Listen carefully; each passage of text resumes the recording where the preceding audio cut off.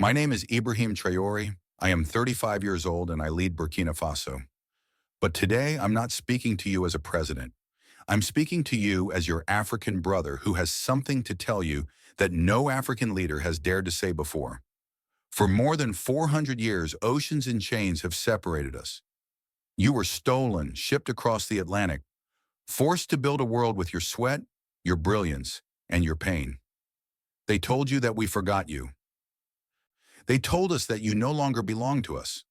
But I stand here to tell you the truth. You were never forgotten, never abandoned. This is not just another political speech. This is a call across centuries, a call to heal a wound carved deep into our very existence. What I am about to reveal will challenge you, inspire you, maybe even anger you. But above all, it will awaken you.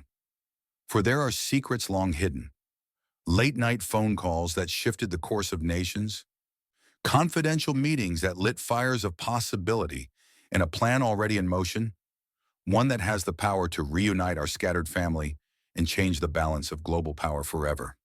Stay with me, my brothers and sisters, because once you hear what I have to share, you will never look at Africa, America, or yourself the same way again. It was 3 o'clock in the morning in Ouagadougou. Sleep would not come. The weight of leading a nation, the constant fight against terror, the endless struggle against French control pressed heavy on my chest. Out of restlessness, I opened my computer and began watching images from across the ocean. I saw George Floyd gasping for air. I saw Breonna Taylor's face, her name chanted in the streets. I saw young Black Americans rising with fists raised, demanding justice, demanding equality, demanding the most basic dignity that no human being should ever have to beg for. And in that moment, something struck me like lightning. I was not watching strangers. I was watching myself. I was watching my soldiers who refused to surrender their homeland. I was watching my people who refused to accept that poverty and dependence are permanent conditions. The same fire that burned in Minneapolis was burning in Ouagadougou. The same determination I saw in Detroit was alive in the eyes of our young revolutionaries here in Burkina Faso. We were not divided by oceans. We were united by struggle. That night I picked up the phone and called my grandmother, the guardian of our family's memory. She was 89 years old, a woman who had seen more than I could ever imagine. I asked her, "Grandmother, when our children were stolen across the sea, did we ever stop believing they were still part of us?" She was silent for a long time, and then her words pierced through the centuries.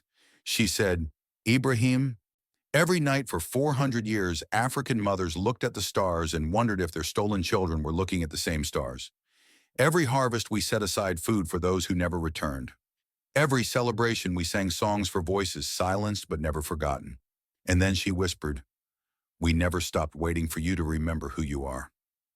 6 months after that call with my grandmother, something extraordinary happened.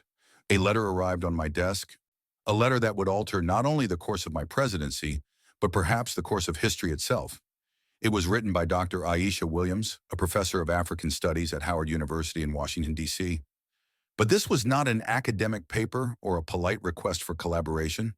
It was the cry of a daughter reaching back across 4 centuries, trying to touch the hand of her family.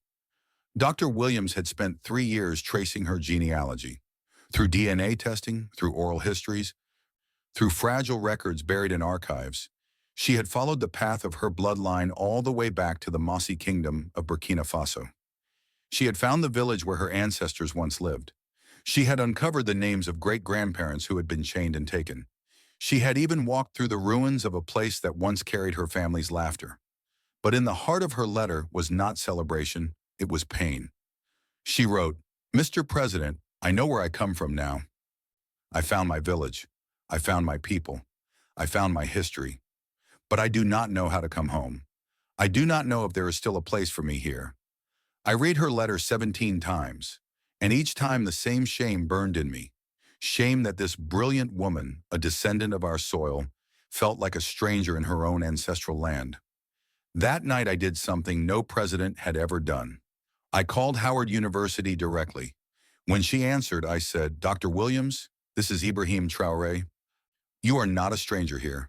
You are a daughter returning home. and we have been waiting for you."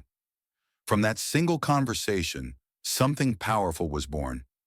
I called it the reunion, not an official program with government stamps or foreign approvals, but a quiet movement carried in the heart.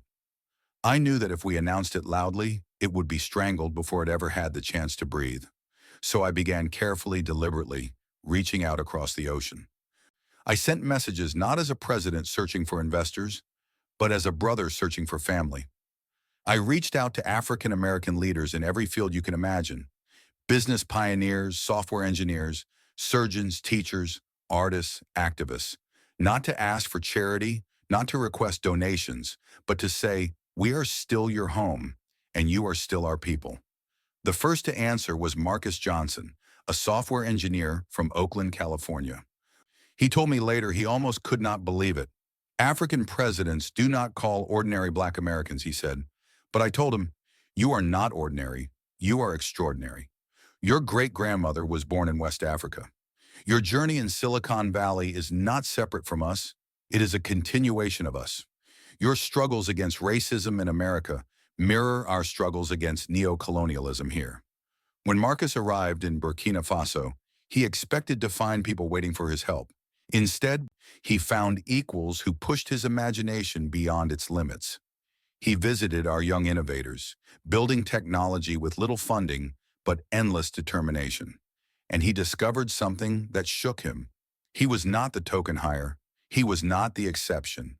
He was simply a Black professional among Black professionals. For the first time in his life, he felt normal, truly normal. That was when I understood. The reunion was not about aid. It was not about investment. It was about healing a wound older than any of us. One spark lit another. What began with Marcus Johnson soon grew into a living network, a chain reaction of reconnection. Marcus introduced me to Dr. Michael Thompson, one of the finest cardiovascular surgeons in Chicago. He had spent his entire career proving Black excellence in American hospitals, always forced to carry the burden of representation, always tested twice as hard to be accepted as equal. On the phone, he told me, "What if we came home to build our own rooms of excellence instead of constantly asking for a seat at someone else's table?" That conversation lasted 4 hours. We spoke of African-built medical schools, of hospitals rooted in cultural dignity, of healing both body and soul. By the end, Dr. Thompson committed 6 months of his life to Burkina Faso, and he promised to bring others with him. From him came Dr. Keisha Williams, a brilliant renewable energy engineer determined to harness Africa's sun and wind without the chains of American red tape. She linked me to Robert Jackson, a financial strategist who saw that African liberation and Black American empowerment were two sides of the same coin. Robert connected me with Angela Davis Brown, an education reformer whose methods had rescued Black children in failing schools across America. She told me, "What if we stopped trying to fix broken systems and started creating new ones from the ground up in Africa?" Each connection opened another door. Each voice added another piece to the puzzle. This was no longer just a project. It was a movement, a brain trust of Black brilliance, spanning oceans, rising above borders. Not charity, not aid, partnership, family rediscovering family, and together imagining a future bigger than anything the old powers ever allowed us to dream. 6 months after those first conversations, I made a choice that could have ended my career if it failed. I called together 50 of the most accomplished African Americans I had met, surgeons, engineers, educators, entrepreneurs, and invited them to a private virtual summit. The plan was to speak for 2 hours on a quiet Saturday morning. Instead, we spoke for 8. I opened the meeting with a simple truth. My brothers and sisters, we are living through a moment that happens only once in 5 centuries. We have the chance to reunite a family torn apart by slavery and to build something so powerful that neither America nor Africa could build it alone. Then I laid out the vision. An Africa that no longer ships raw gold and uranium overseas, but refines and manufactures with its own hands. An Africa that develops its own technology, not borrowed tools designed for foreign markets. An Africa that produces its own medicines, its own schools, its own future. But I told them something even more radical.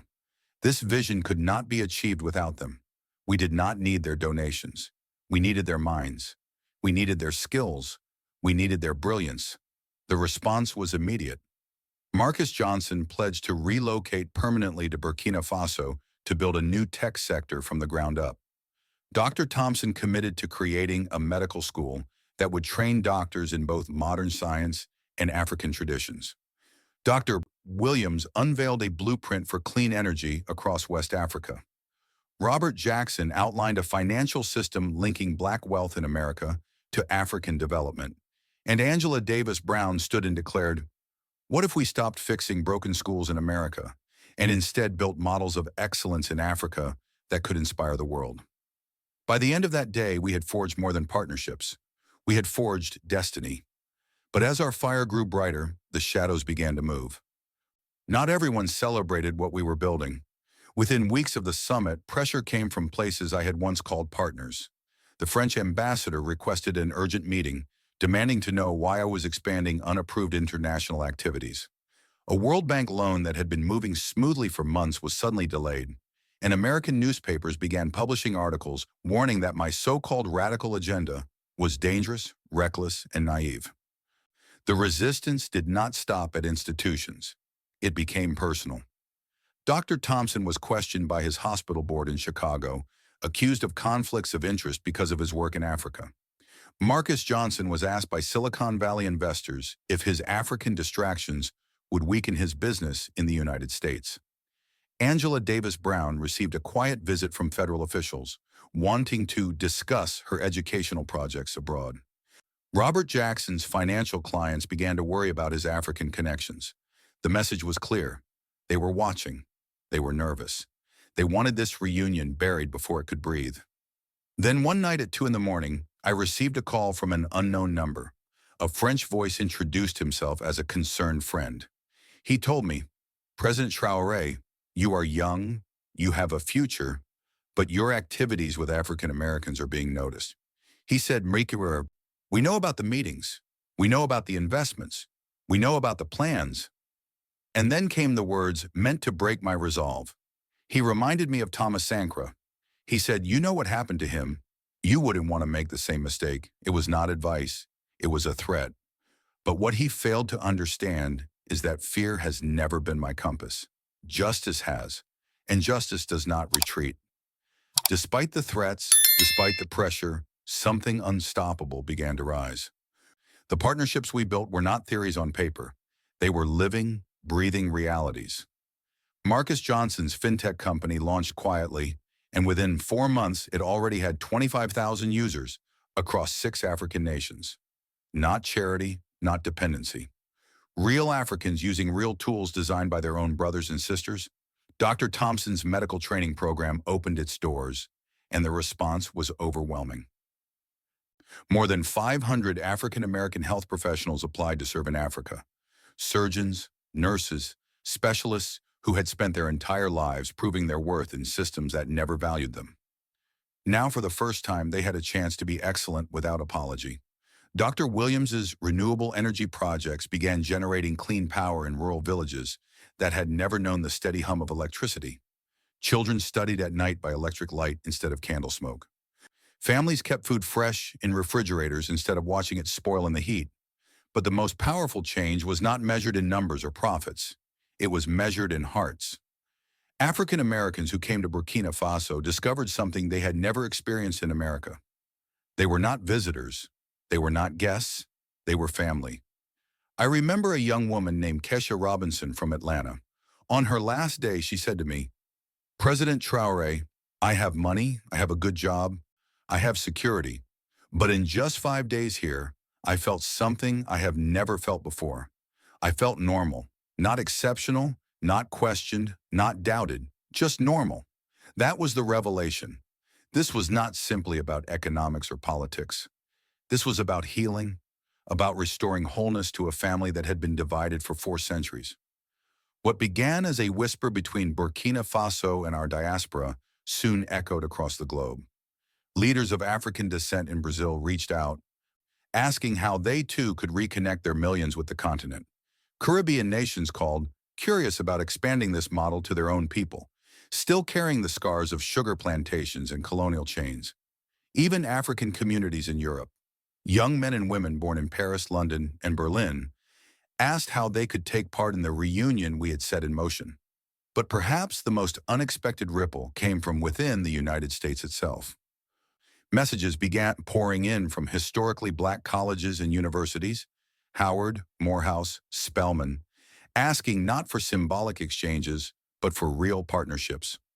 Black professional associations, black business networks, and grassroots organizations contacted me directly. They were not simply interested in one or two projects.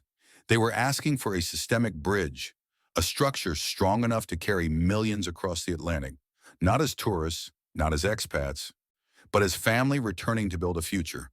That was when I realized we had crossed into history. What started as a personal letter from Dr. Williams had become a continental call. What began with one engineer from Oakland was now a global chain reaction. No government decree had authorized it. No foreign institution had sponsored it. It was born from memory, from dignity, from the stubborn refusal to forget who we are. This was bigger than Burkina Faso, bigger than America, bigger than any single nation-state. It was the first glimpse of what a reunited African family could mean for the world. And the world, whether ready or not, was beginning to feel the tremor of that awakening. Let me paint for you the picture that lives in my mind, the vision that keeps me awake at night and drives me through every storm. I see African American students walking into classrooms in Lagos, in Accra, in Nairobi, not as foreigners on an exchange program, but as sons and daughters reclaiming their inheritance. They are not visiting Africa. They are returning to Africa. I see African students crossing the ocean to study at Howard, at Morehouse, at Spelman, not as outsiders labeled international, but as family members reconnecting with the achievements of their brothers and sisters abroad. I see entrepreneurs standing on both shores of the Atlantic, building companies that serve markets in Atlanta, in Abidjan, in Chicago, and Ouagadougou. I see black wealth flowing freely across continents, no longer drained by middlemen, no longer swallowed by institutions that never served us. I see elders, African Americans, who spent their golden years in a land that never fully accepted them, choosing instead to retire in Ghana, in Kenya, in Burkina Faso. Not as expatriates, not as missionaries, but as wise elders returning to their village, sharing the wisdom of decades with their family. And above all, I see children, African and African American, growing up with a truth no slave master ever wanted them to know.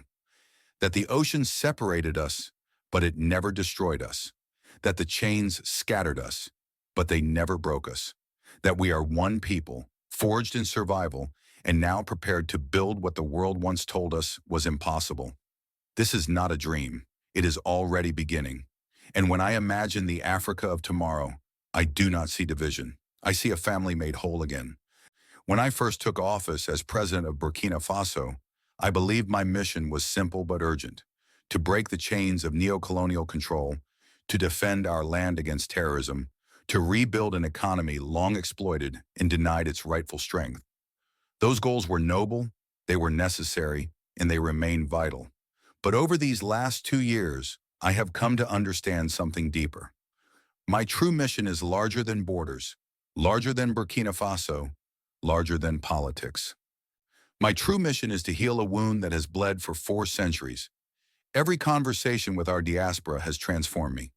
When I hear an African American surgeon speak of fighting twice as hard to prove his worth in America, I recognize the same struggle in our farmers who fight for fair prices against foreign companies. When a black engineer tells me she is exhausted from pushing against ceilings built to hold her down, I see my young innovators in Ouagadougou battling the weight of limited resources yet daring to create the future. Each story taught me that our struggles were never separate. They were echoes of the same battle. And then came the revelation. We are not a small, poor nation trying to survive. We are part of a vast, global community of African people whose skills, resources, and spirit can bend the arc of history itself. We are not defined by what colonial powers left us. We are defined by what we build together. This journey has remade me. It has stripped away the illusion of isolation and replaced it with the truth of belonging. I am not just the leader of a nation. I am a voice within a global family rising to reclaim its destiny. So here we stand, my brothers and sisters, at the edge of history. We have proven that connection is possible. We have proven that the Atlantic is not a wall, but a bridge. We have shown the world that when artificial barriers fall away, natural bonds rise up stronger than steel. But now comes the question that only you can answer. For 4 centuries, you have fought to succeed inside systems that were never designed for your success. You broke barriers in science, in medicine, in law, in business. You built greatness in a world that told you every day that you could not. You have nothing left to prove to America, nothing left to prove to the West. You have already proven yourselves beyond measure. The question is no longer, can you succeed? The question is, what will you build? Will you remain spectators, applauding from the sidelines as Africa transforms? Or will you be participants in the creation of a new world? Will you continue to carry your excellence into rooms where you must constantly explain why you belong?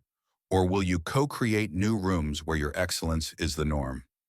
The door between Africa and her diaspora is open wider than it has been in 400 years. But doors do not walk through themselves. It takes choice.